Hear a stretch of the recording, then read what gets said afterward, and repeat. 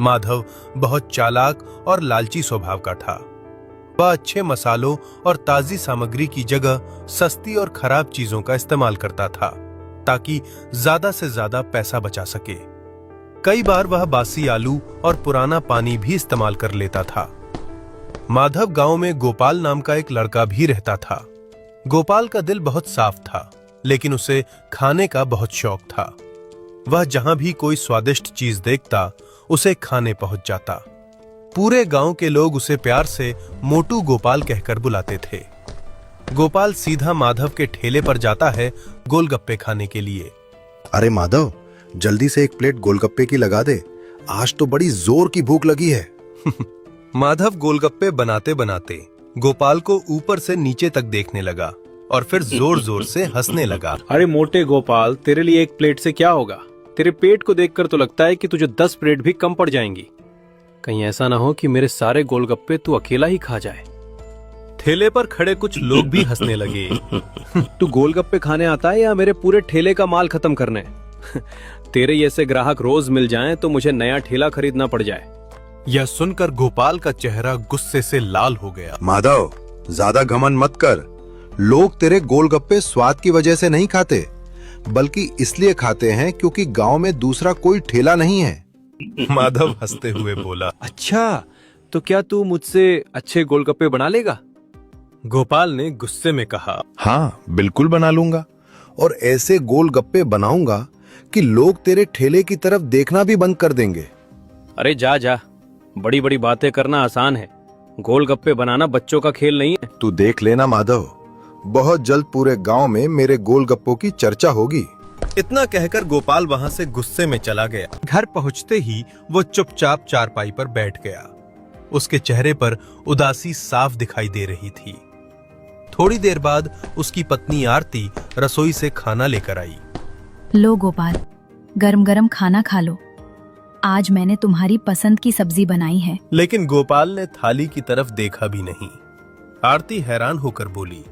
अरे, आज सूरज पश्चिम से निकला है क्या? जो आदमी दिन में 4 बार खाने के बारे में सोचता है, वही आज खाने से मना कर रहा है। मेरा मन नहीं है आरती। क्या हुआ? किसी ने कुछ कहा है क्या? गोपाल ने सारी बात बता दी। क्या बताऊं आरती, आज माधव ने सब लोगों के सामने मेरी बेइज्जती कर दी।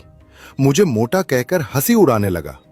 मैंने भी गुस्से में कह दिया कि उससे अच्छे गोलगप्पे बनाकर दिखाऊंगा। तो इसमें परेशान होने वाली क्या बात है? परेशान कैसे ना हूं? मैंने चुनौती तो दे दी, लेकिन मुझे गोलगप्पे बनाना ही नहीं आता। अगर मैं हार गया तो पूरा गांव मेरा मजाक उड़ाएगा। बिल्कुल, क्योंकि मेरे पास इसका समाधान है। कैसा समाधान? सुनो गोपाल, आज से हम अपना गोलगप्पे का ठेला लगाएंगे। क्या? हम? हाँ, हम। गोलगप्पे मैं बनाऊंगी और बेचोगे तुम। लेकिन तुम्हें गोलगप्पे बनाना आता है? तुम भूल गए क्या? शादी से पहले मैं अपने पिताजी की दुकान पर उनकी मदद करती थी। वहाँ मैंने तरह तरह के गोलगप्पे बनाना सीखा था। सच कह रही हो? बिल्कुल सच। और ऐसे मसालेदार गोलगप्पे बनाऊंगी कि लोग उंगलियां चाटते रह जाएंगे। लेकिन लोग हमारे गोलगप्पे क्यों खाएंगे? क्योंकि हम साफ सफाई का ध्यान रखेंगे, ताज़ा पानी इस्तेमाल करेंगे, अच्छे मसाले डालेंगे, और सबसे खास बात, हमारे गोलगप्पों में स्वाद होगा जो माधव के गोलगप्पों में नहीं है। और सुनो, हम तीखा पानी, खट्टा पानी और खास मसाला भी बनाएंगे। गांव के लोगों को तीखा स्वाद बहुत पसंद है। एक बार जिसने हमारे गोलगप्पे खा लिए, वो बार बार वापस आएगा। यही तो मैं सुनना चाहती थी। अब जल्दी से बाजार जाओ और सूजी, आटा, आलू, चने, मसाले, हरी मिर्च, पुदीना और इमली लेकर आओ। कल सुबह से ही काम शुरू करेंगे। ठीक है आरती, मैं अभी बाजार जाता हूँ। देखना, बहुत जल्द पूरा गांव हमारे गोलगप्पों की तारीफ करेगा और माधव का घमंड भी टूट जाएगा। ये कहकर गोपाल खुशी खुशी बाजार की ओर निकल पड़ा। गोपाल सीधा गांव की सबसे बड़ी किराने की दुकान पर पहुंचता है।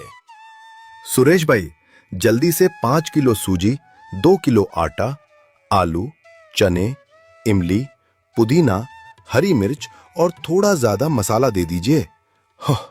सुरेश सामान निकालने ही वाले थे कि तभी दुकान के एक कोने से हंसी की आवाज आई। वो माधव था जो अपने ठेले के लिए सामान लेने आया हुआ था। अरे अरे, ये मैं क्या देख रहा हूँ? गोपाल आज इतना सारा सामान खरीद रहा है, क्या बात है? घर में कोई दावत है या पूरा गांव खाने आने वाला है? गोपाल चुपचाप खड़ा रहा। सुरेश भाई, आपको पता नहीं है, ये मोटू मेरी बराबरी करने निकला है। कल मुझे बड़ी बड़ी बातें करके गया था कि मुझसे अच्छे गोलगप्पे बनाएगा। अब खुद ही सोचिए, जिसे गोलगप्पे बनाना तक नहीं आता, वो ठेला कैसे चलाएगा? दुकान पर खड़े कुछ लोग माधव की बातें सुनने लगे। माधव ने फिर ताना मारा। अरे गोपाल, अभी भी समय है, ये सामान वापस रख दे। गोलगप्पे बनाना हर किसी के बस की बात नहीं होती।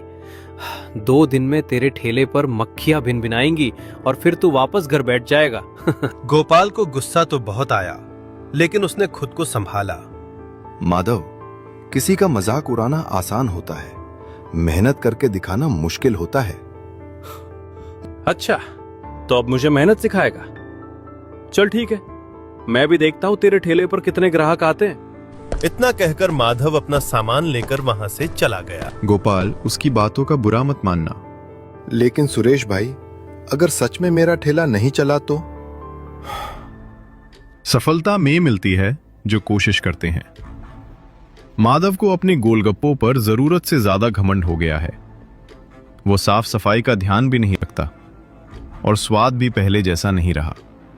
ये सुनकर गोपाल के चेहरे पर फिर से आत्मविश्वास लौट आया। धन्यवाद सुरेश भाई, अब मैं पूरी मेहनत करूंगा।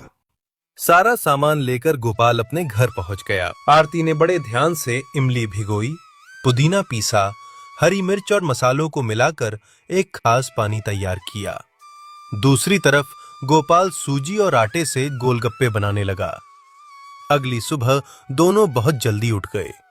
गोपाल ने अपना नया ठेला सजाया, ठेले को साफ किया, बर्तनों को चमकाया और सारे गोलगप्पे अच्छे से सजा कर रख दिए। कुछ ही देर में गांव वालों की नजर नए ठेले पर पड़ गई। तभी जगदीश वहां पहुंचा। अरे मोटू गोपाल, तूने भी गोलगप्पे का ठेला खोल लिया? हाँ जगदीश भाई, आज पहला दिन है। चल फिर एक प्लेट लगा, देखते हैं तेरे गोलगप्पों में कितना दम है। गोपाल ने फुर्ती से एक प्लेट तैयार की। जगदीश ने पहला गोलगप्पा मुंह में डाला। अगले ही पल उसकी आंखें बड़ी हो गईं। अरे गोपाल भाई, स्वाद तो बहुत बढ़िया है, लेकिन इसमें मिर्ची आग की तरह जल रही है। इतना कहकर जगदीश वहां से चला गया। गोपाल सोच में पड़ गया। उसी समय उसका दोस्त शंकर वहां आया। अरे गोपाल, मुझे भी एक प्लेट दे। लो भाई, तुम भी चखो। शंकर ने पहला गोलगप्पा खाया, फिर दूसरा, फिर अचानक पानी मांगने लगा। अरे पानी, जल्दी पानी दे। क्या हुआ? तेरे गोलगप्पे हैं या मिर्ची का बम? स्वाद तो कमाल का है, बस मिर्ची बहुत ज्यादा है। अब क्या होगा? अगर लोगों को मिर्ची ज्यादा लगी तो मेरा ठेला कैसे चलेगा? अरे मेरे पास एक जबरदस्त आइडिया है, जल्दी बता। तू अपने ठेले पर एक प्रतियोगिता रख दे। कैसी प्रतियोगिता? एक बड़ा बोर्ड लगा दे। जो व्यक्ति लगातार 20 गोलगप्पे खाएगा उसे पूरे गोलगप्पे मुफ्त मिलेंगे। लेकिन इससे फायदा क्या होगा? फायदा ही फायदा होगा। तेरे गोलगप्पे इतने तीखे हैं कि कोई आसानी से 20 गोलगप्पे खा ही नहीं पाएगा। लोग चुनौती के चक्कर में आएंगे, पैसे देकर गोलगप्पे खरीदेंगे और बीच में ही हार मान जाएंगे। अरे वाह, यह तो कमाल का आइडिया है। वहीं दूसरी तरफ माधव के ठेले पर हमेशा की तरह भीड़ लगी हुई थी।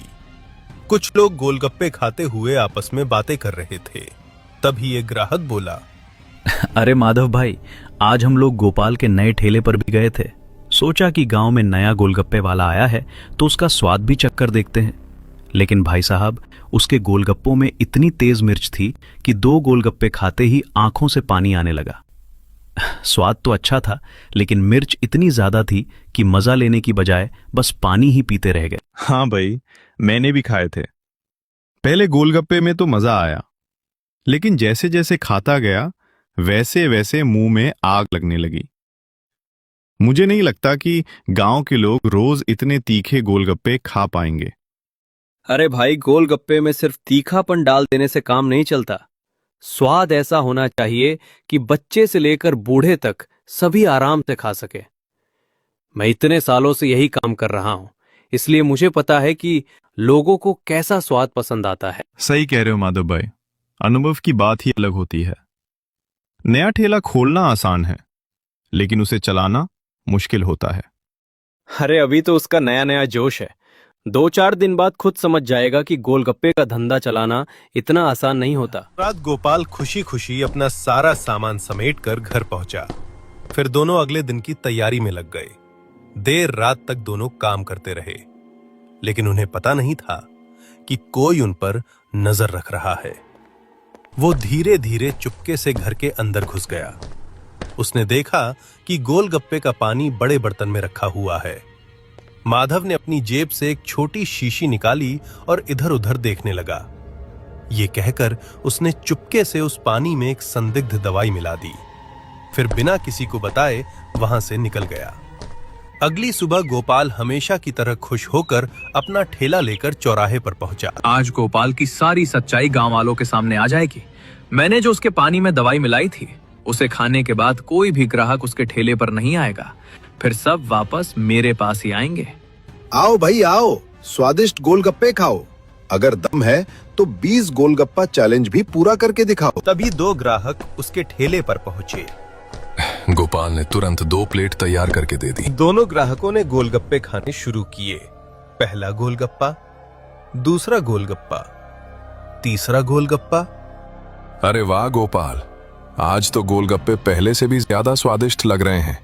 मसाले का स्वाद भी बढ़िया है और मिर्च भी बिल्कुल मजेदार लग रही है। ये सुनकर गोपाल खुश हो गया। उधर माधव दूर खड़ा ये सब सुन रहा था।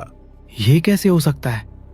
मैंने तो उसके पानी में दवाई मिलाई थी, फिर लोगों को कुछ क्यों नहीं हुआ? असल में गोपाल के पानी में इतनी तेज मिर्च और मसाले थे कि जो चीज माधव ने मिलाई थी उसका कोई असर ही नहीं हुआ। तभी अचानक गांव का एक आदमी पेट पकड़कर वहां पहुंचा।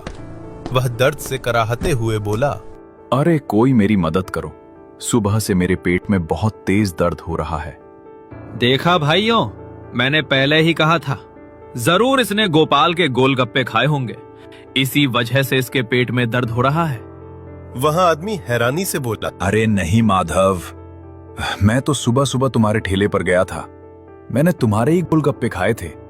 उसके बाद से ही मेरे पेट में दर्द शुरू हो गया। ये सुनते ही वहां खड़े लोग एक दूसरे का मुंह देखने लगे। क्या इसने गोपाल के नहीं माधव के गोलगप्पे खाए थे? नहीं, जरूर इसे कुछ और खाया होगा। मेरे गोलगप्पों में कोई खराबी नहीं है। कहीं माधव गोलगप्पों में मिलावट तो नहीं कर रहा? अरे नहीं भाइयों, मैं कोई मिलावट नहीं करता, ये सब झूठ है। असली मिलावट तो गोपाल करता है, वो अपने गोलगप्पों में केमिकल मिलाता है। तभी गांव के मुखिया जी वहां पहुंचे। वो भी पेट पकड़कर चल रहे थे। मुखिया जी, आपको क्या हुआ? अरे मत पूछो भाई, सुबह से पेट में ऐसा दर्द हो रहा है कि चैन नहीं पड़ रहा। मुखिया जी, आपने सुबह किसके गोलगप्पे खाए थे, गोपाल के या माधव के? मैं तो सुबह माधव के ठेले पर गया था। उसने कहा था कि आज नया मसाला बनाया है। मैंने उसके गोलगप्पे खाए और उसके थोड़ी देर बाद से पेट दर्द शुरू हो गया। बस ये सुनना था कि पूरा गांव समझ गया कि मामला क्या है। अब सब लोग माधव को करने लगे। गांव वाले समझ चुके थे कि माधव की गलती है। सभी लोगों ने मारा। तो बच्चों, इस कहानी से हमें यह सीख मिलती है कि हमें कभी भी किसी से जलना नहीं चाहिए और ना ही किसी का बुरा सोचना चाहिए। जो दूसरों के लिए गड्ढा खोदता है, एक दिन खुद उसी में गिर जाता है।